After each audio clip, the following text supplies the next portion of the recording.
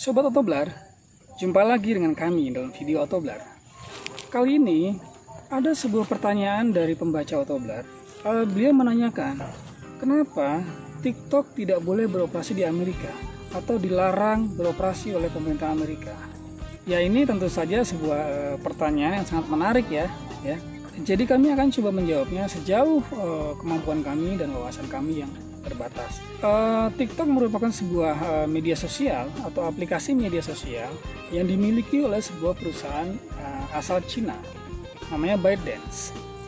Dan kita tahu ya sobat ya, Cina dan Amerika Serikat itu sedang bersaing atau sedang berperang dalam hal ekonomi dan juga pengaruh geopolitik. Jadi pasti pelarangan TikTok di Amerika terkait dengan persaingan antara negara atau pemerintahan Cina dengan negara atau pemerintahan Amerika Serikat. Jadi seperti yang sudah kita baca di banyak berita, administrasi Donald Trump atau pemerintahan Donald Trump itu mencurigai TikTok bisa digunakan oleh pemerintah Cina untuk memata-matai Amerika Serikat. Dalam hal ini memata-matai warga Amerika dan juga pemerintahan Amerika. Nah mungkin ya pertanyaan selanjutnya adalah bagaimana caranya sebuah aplikasi media sosial seperti TikTok ini bisa digunakan untuk memata-matai warga dan juga pemerintahan suatu negara. Bagaimana caranya? Ya, jadi di dalam setiap handphone itu ada SIM card. Demikian juga di tablet ada SIM card. Kemudian di dalam SIM card itu terdapat info data-data dari pemilik SIM card. Data-data atau informasi dalam SIM card itu berasal dari kartu keluarga atau KTP ketika sang pemilik SIM card melakukan registrasi menjelang aktivasi SIM card itu sebelum digunakan. Dari data-data kita yang ada di SIM card itu kemudian bisa ditrace atau dikembangkan lagi untuk mengkolek atau mengumpulkan data-data kita yang lain. Misalnya ya paspor kita, data-data perbankan kita, kemudian data-data jaminan sosial kita, data pendidikan kita, dan sebagainya. Nah masalahnya ketika data-data itu sudah terkumpul ya di big data disebutnya, maka setiap negara, setiap pemerintahan, setiap badan intelijen itu bisa mengakses itu dan tentu saja bisa mengolah semua data itu untuk kepentingan mereka. Asal muasalnya adalah kesepakatan dari setiap negara di dunia ini untuk mengumpulkan data-data pribadi dari warganya untuk mengkontrol warganya. Tapi kini justru berkembang menjadi perselisihan antara Amerika dan Cina karena masing-masing nih negara ini ingin memiliki pengaruh yang lebih kuat satu sama lain. TikTok ini atau aplikasi media sosial ini jauh lebih canggih lagi untuk menggali informasi dari setiap individu dari kita lebih dalam lagi sobat. Jauh lebih mendalam daripada sekedar informasi via SIM card tadi yang diperluas tadi sampai ke paspor, rekening bank, jaminan sosial, pendidikan dan sebagainya. Itu ternyata media sosial ini jauh lebih dalam lagi menggali individu, setiap individu di dunia ini. Nah gimana caranya? Kok bisa aplikasi seperti TikTok atau Facebook itu bisa menggali jauh lebih dalam daripada tracing via SIM card tadi? Jadi begini sobat, rupanya setiap postingan yang ada di medsos baik TikTok maupun Facebook itu tanpa kita sadari merupakan semacam psikotes. Jadi postingan-postingan yang muncul di situ merupakan psikotes untuk mengetahui kejiwaan kita, kondisi otak kita, harapan kita, ya keinginan kita, cita-cita kita, apa yang kita suka, apa yang kita tidak suka, ya. Kemudian produk apa yang kita sukai, tokoh politik apa yang kita sukai, tokoh politik yang bagaimana yang kita sukai, tokoh politik yang bagaimana yang kita benci. Semua data-data yang sifatnya sangat mendalam itu bisa digali dari media sosial seperti TikTok atau Facebook. Psikotes itu kalau kita mau masuk ke kantor misalnya, pastikan kita biasanya kalau kantor-kantor besar itu menggelar psikotes buat calon karyawannya. Tujuannya apa? Untuk mengetahui karyawan mana yang bisa diterima di perusahaan itu sesuai dengan kriteria yang sudah ditentukan oleh perusahaan itu. Misalnya gini, perusahaan itu pengen karyawan yang rajin, kemudian ulet, ya, tekun, cerdas, ya, kreatif dan sebagainya. Itu bisa didapatkan dengan psikotes. Jadi lembaga psikologi itu sudah tahu pertanyaan macam apa, gambar macam apa, tugas-tugas macam apa, wawancara yang bagaimana yang harus dilakukan untuk bisa menemukan karyawan yang tadi itu, yang rajin, pintar, kreatif dan sebagainya itu. Psikotes itu, sobat, sekarang dengan media sosial itu bisa dilakukan 24 jam secara langsung kepada tiap individu di dunia ini. Bayangkan, karakter kita, bahkan mungkin keinginan kita, harapan kita, visi kita, itu bisa dibaca, diketahui dari via medsos yang kita mainkan. Karena apa? Di dalam medsos itu atau saat kita bermain medsos, kita kan menulis, membuat status, mengupload foto, kemudian kita berkomen di situ. Dan kita juga bisa diketahui dari situ kita suka dengan postingan macam apa, kita skip postingan macam apa, dan banyak lagi data lainnya yang diperoleh dari sosmed, ya, data-data tentang kita atau data-data psikologi kita, pikiran kita, ya, prinsip-prinsip kita yang bisa dibaca dari permainan kita di sosmed. Itulah caranya menggunakan media sosial seperti TikTok atau Facebook untuk memata-matai manusia atau warga negara atau individu. Implikasinya apa, sobat? Kalau Cina atau Amerika mengetahui karakter kita atau psikologi kita secara mendalam, gunanya apa buat mereka? Banyak banget gunanya, sobat. Ya, minimal ya dalam bidang bisnis. Mereka tahu strategi pemasaran yang paling tepat buat kita, buat individu per individu loh taunya, bukan hanya per negara, tapi setiap individu. Dia bisa tahu strategi pemasaran untuk tiap individu. Dibayangkan aja betapa efektifnya pemasaran produk yang bisa mereka lakukan. Itu kalau kita bicara soal bisnis, ya, soal pemasaran. Kemudian ini yang lebih berbahaya, ya sobat, ya. Mereka bisa tahu kecenderungan politik kita, selera politik kita, selera kita kepada pemimpin itu yang seperti apa, selera kita kepada calon legislatif itu yang seperti apa. Itu yang bahaya. Bahayanya bagaimana, sobat?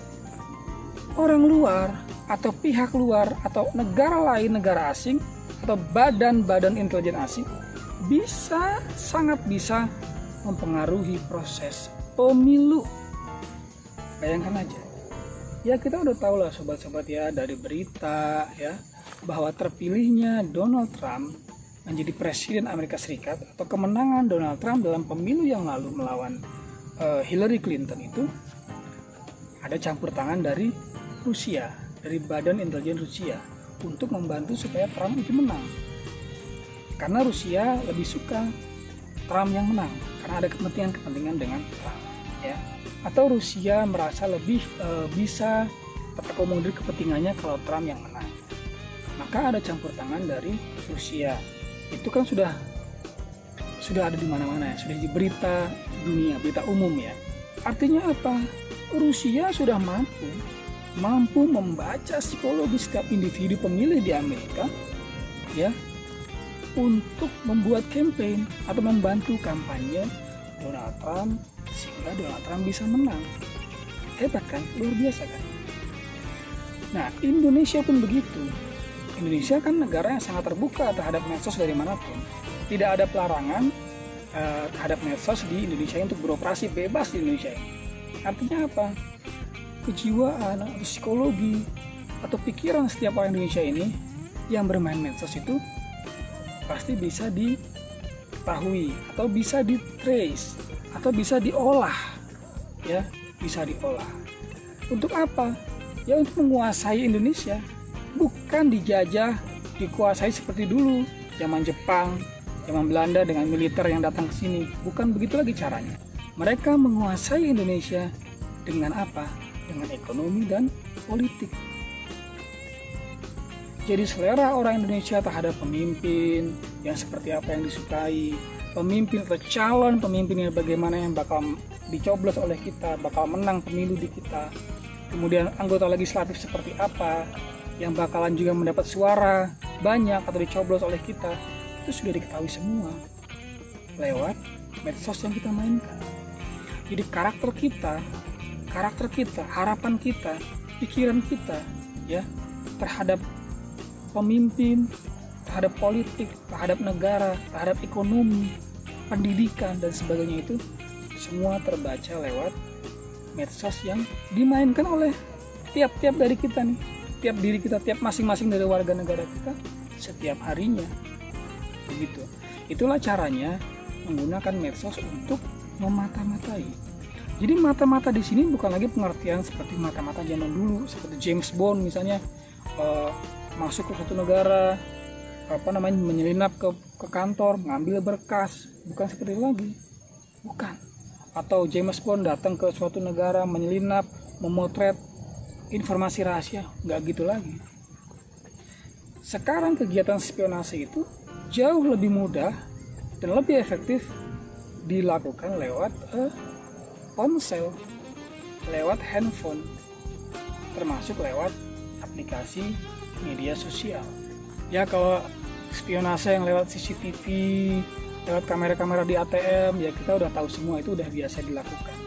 Itu spionase yang sifatnya fisikal, ya, fisik, ya, memotret, merekam kegiatan fisik orang, atau merekam dan memotret suatu wilayah, ya. Nggak seperti zaman dulu lagi. Kalau kita mau memata-matai wilayah, dulu kita menerbangkan pesawat, kemudian kita foto dari atas. Itu udah kuno banget. Nah, sekarang kan pakai CCTV, pakai kamera ATM, pakai kamera handphone orang yang dibawa di jalanan dan di mall dan sebagainya. Itu spionase untuk memotret secara fisik. Tapi spionase yang jauh lebih mendalam adalah spionase psikologis, spionase kejiwaan, spionase pikiran orang. Spionase yang paling canggih itu ya dilakukan lewat media sosial seperti TikTok dan Facebook atau yang lainnya. Jadi demikian sobat, itu jawaban yang bisa kami berikan sejauh ini untuk pertanyaan dari pembaca tadi ya. Kenapa TikTok dilarang di Amerika dan bagaimana sebuah aplikasi media sosial bisa digunakan untuk kegiatan mata-mata yang paling mendalam, paling canggih, yaitu adalah memata-matai kejiwaan dan pikiran setiap individu yang ada di dunia ini. Jadi bayangkan sobat, kalau kejiwaan kita, keinginan kita, harapan kita, visi kita, dan juga pemikiran kita ya, prinsip-prinsip hidup kita, prinsip-prinsip politik kita dan sebagainya itu diketahui atau bisa dibaca atau bisa diprediksi, bayangkan betapa pihak yang mengetahui itu atau pihak yang mengelola data-data itu atau informasi tentang kita itu, bayangkan betapa kuatnya pihak itu. Pihak itu bisa mendikte kita dalam banyak hal ya. Kalau yang sepele misalnya bisa mendikte kita dalam misalnya marketing atau pemasaran suatu produk. Dia bisa tahu produk apa yang diharapkan oleh kita, produk apa yang diinginkan oleh kita, berapa harga yang diharapkan oleh kita, berapa kemampuan ekonomi kita untuk membeli produk itu, dan sebagainya. Segala aspek marketing bisa dia kuasai. Artinya apa? Pihak itu bisa menguasai sisi ekonomi dan bisnis di negara kita atau di wilayah manapun yang dia suka. Itulah kenapa sosmed bisa menjadi alat spionase untuk kepentingan bisnis maupun politik. Kalau suatu pihak sobat sudah menguasai bisnis dan politik di suatu wilayah atau suatu negara, maka pihak itu telah menguasai wilayah itu atau negara itu, atau menguasai rakyat di situ. Jadi sobat, penguasaan atau kolonialisme itu udah nggak kayak dulu lagi, ya, di mana penjajah datang bawa bedil, kemudian menguasai masyarakat dengan kekerasan dan sebagainya. Bukan begitu lagi. Kolonialisme masa kini, atau mungkin dulu founding father kita sudah punya pikiran jauh ke depan, Bapak Soekarno, Bung Karno, menyebutnya dengan istilah neokolonialisme. Beliau termasuk orang yang memerdekakan Indonesia dari kolonialisme gaya lama, kolonialisme bersenjata, ya, kolonialisme Belanda dan Jepang dengan senjata. Tapi Bung Karno juga tahu bahwa setelah kolonialisme gaya lama akan muncul neokolonialisme yang bukan lagi dengan senjata, tapi menguasai kejiwaan dan pikiran kita. Ya sobat Otoblar, mungkin ada yang bertanya, kenapa kebanyakan atau hampir semua vlog Otoblar itu dilakukan di outdoor, di perbukitan? Jawabannya simpel sobat ya. Karena pada saat Otoblar mulai aktif bermain vlog di YouTube, itu kan pandemi Corona sudah mulai. Jadi kami pun memilih untuk menjaga jarak atau social distancing. Dan kami kira kalau kita membuat vlog di tempat ramai, di kota, mungkin kurang begitu nyaman dalam situasi pandemi seperti ini. Jadi ngevlog di outdoor, di perbukitan yang jauh dari keramaian itu jauh lebih nyaman.